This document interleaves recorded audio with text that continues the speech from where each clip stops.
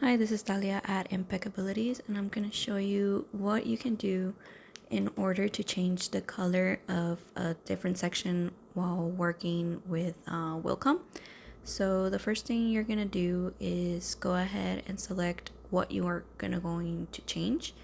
In this case, I am going to change the color of clips. So I'm going to go ahead and select it, and making sure that you have the selection tool selected, which is right here in this left corner. Once that's selected, down here you're gonna see that there are different colors on the bottom.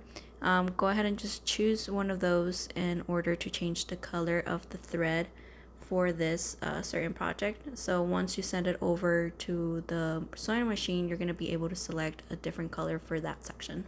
Thank you.